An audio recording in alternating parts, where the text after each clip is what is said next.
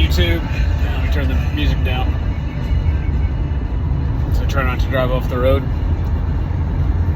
So in my last video, I kind of gave an update in terms of what happened with Hurricane Helene, whatever. A hurricane that hit basically the greater part of the southeast the last couple weeks, or last week or so. So I brought up preparedness multiple times, and I figured I'd give you a few things that really have been beneficial, and then a few things that I would definitely recommend doing, but I'm going to kind of stagger them out. So the first thing that I want to bring up is people. No people. Beneficial side of the house. I have a phenomenal relationship with my next door neighbor to where he can write a blank check for having somebody to look at his house to get it repaired while he's evacuated somewhere else, and he trusts me enough to do so. Also, he's had access to my house. He watched after our chickens while we were gone. So great to have people that you can rely on. Alright, so what's the downside to it? He evacuated because he's older and needed the air conditioning, and was unable to do any of his insurance claims until he could get service, which is one of the reasons why I'm going up where I'm going, so that way I can access the internet, so I can get our insurance stuff on, because all insurance companies now are like, oh yeah, well, we totally sent you your stuff on your phone.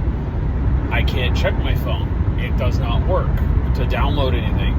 Okay, well, we'll send it to you in email. Well, that doesn't work either because I can't get my well, I don't understand. It's like, how did you do insurance shit before a hurricane?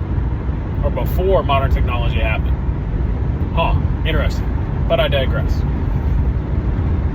So, the downside to it is that we didn't know half of our neighbors.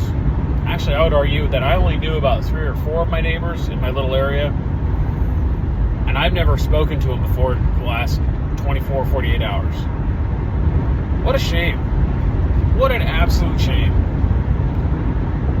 There's a lady up the street from us who's in her late 70s. She's, I believe, Korean born. English is not her best language. Her husband died 2 years ago. She's living in a huge house with her grandson and her, riding out this hurricane the best she can. Her business is just down the road. She owns it. Can't operate it. She's worried they're going to go bankrupt because of the hurricane. I didn't know that. I didn't know it was her business. I would have frequented it more often. I would have gone and checked up on her. I feel like such a failure in that respect. Another neighbor is watching a child whose mother passed away from cancer because her dad, who's a friend of a friend, has to go to work for the power companies. I have 3 kids. We homeschool. My wife has baby fever at least once a month. We could have been helping out if we had known, but we didn't. Why? Because we didn't freaking talk to him. You know, I've got another neighbor who, I think I brought up the battery generation, solar generation stuff in my last video. But I was struggling. I needed the power, and I couldn't get the power because you know what happens after a storm? Guess what doesn't show a whole lot? This bright sunshiny thing, the sunlight, it doesn't show. It doesn't charge as fast. If it doesn't charge as fast, it means that I'm pushing out more power than I'm getting in, which means that what happens? It goes down. So I'm sitting in the back of my diesel truck, charging my battery charger to then charge the freezer, while I'm also plugging in electronics, things like that, because you can use a diesel truck as basically like a standalone generator. And I end up striking up a conversation with the kid down the road, the dad down the road, the man down the road. His kids started talking to mine. We knew him from before, but we didn't know them. He had just got a brand new generator that was even bigger, and he had one that he wasn't using, and he asked me if I needed to borrow it. That shit saved my bacon. I was able to charge both the battery bank, and I was able to hard freeze the freezer, which is what I was really needing to do.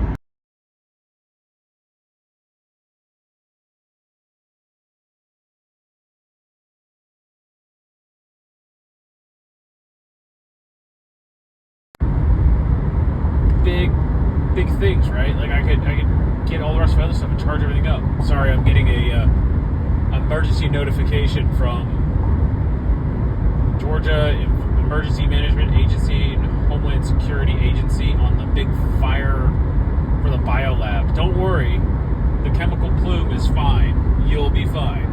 Unlikely to cause harm in most humans. I believe that not. It's okay, my route's not taking me that way anyway. My wife, God bless her, who did not want me to go on this little adventure, probably in part because she cares about me and loves me, partly because she knows about this biolab stuff, didn't want me up there getting hurt. So, gotta love her. Love her to death. Anyway, back to the topic as I ooze squirrel while I drive. All these people I had never met before. And if it wasn't for him doing that, and he didn't have to. He could have kept his generator and said, sorry about your loss, man. And would we have been fine? Yeah. But I've got a shitload of meat to save them there. I have venison, I have a lot of wild meats, and we have a lot of meat that we keep out there because we have a large family. And a pound of burger does not go very far in a large family. So, my next door neighbors on the other side managed to get ice. We're friendly with them. We know them fairly well. But they hadn't had any fresh protein. They were eating Kentucky Fried Chicken that they had managed to scab from Atlanta while they were looking for a generator. And then they got the generator, and the damn generator didn't work. So I said, hey, if you guys happen to go out and go grab more ice, would you grab me a couple bags so that way I can have them on hand? And I said, I'd be more than happy to trade you. Do you guys need some food? And I said, how about some eggs? Because I have chickens. Her eyes lit up, like, oh yes, that'd be wonderful. We'll just take 6 eggs. I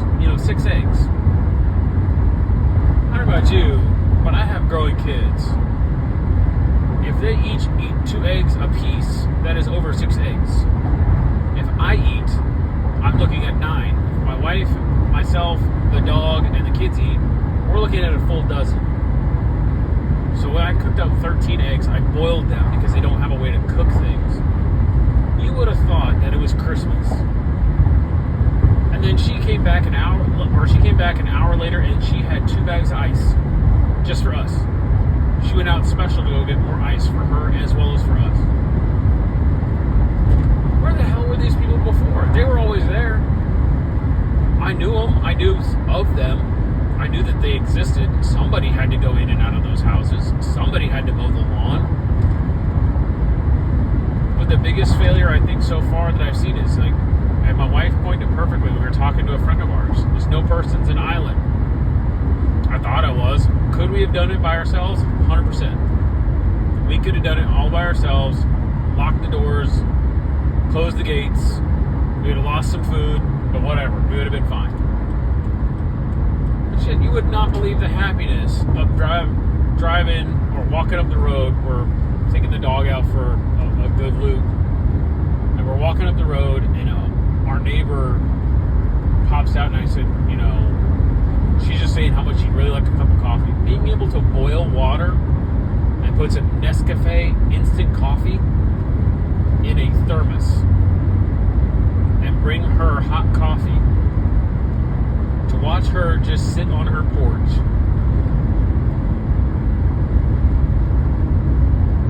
Sorry, I'm getting a little choked up. What an amazing blessing. And she's just wonderful people. We don't hang out with her. She's several blocks away from us. But I always see her. I'm always cordial. She always picks up trash in the neighborhood when she goes for her walks. But that was it. That was the extent of our relationship. What a sad world it would have been had I not had the opportunity to get out and see these people. To get or interact with these people. So I would encourage you, if you have anywhere that you can talk to your family or friends or your neighbors, do it. Do it now. Get together with them. Talk to them. Because you know what?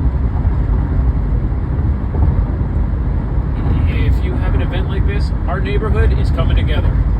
We don't talk to each other, but we came together, as one of my old first artists says, he loves when a clan comes together like butt cheeks. Well, we've come together like butt cheeks. It ain't pretty. We didn't know each other, and we're hey, I got a little of this. Do you need that? Well, yeah, I could use that. How about you? Do you need this? Yeah, I could use that too.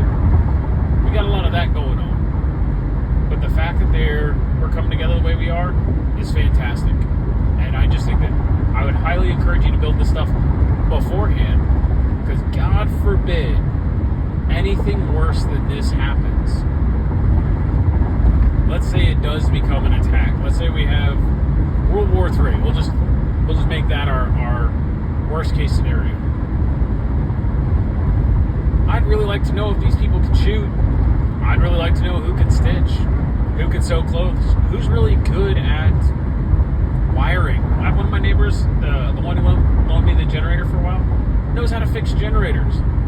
Hell yeah, I want to talk to that guy.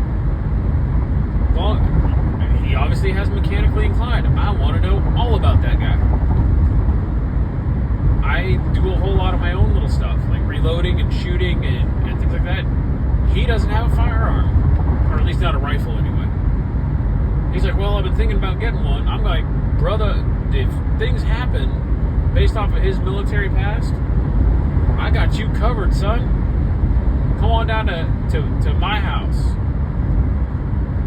But I would really like to have made those established relationships before this crap happened.